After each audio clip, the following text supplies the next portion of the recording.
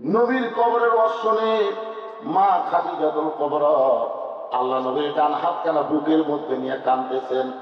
দুনিয়ার সমস্ত মানুষ যখন ঘুমায় গেছে, এমন সময় মা খাদিজা ছোট্ট বাচ্চার মতন ফোঁপায় ফোঁপায় কাঁদতেছে। রাসূল বলে, খাদিজা এমন করে কান্দার কারণ কি? বলে, ও আল্লাহ নবী, সর্বশেষে যেই ব্যক্তি কবরে যাবে, কবরের ঘরে 50,000 বছর যদি তাকে থাকতে হয়, আমি খাদিজা কেমনে থাকবো?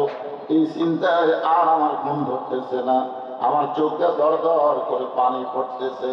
মা খাদিজার কপালে নবী চুম্বন দিয়ে বললেন, খাদিজা, ওই আল্লাহর শপথ করে বলতেছি, ঈমান গ্রহণ করার পরে আপনি আল্লাহর সঙ্গে যে সম্পর্ক করে তুলেছেন, আল্লাহ আপনার কবরকে কবর রাখবে না, আপনার কবরকে আল্লাহ জান্নাত বানায়া দিবে।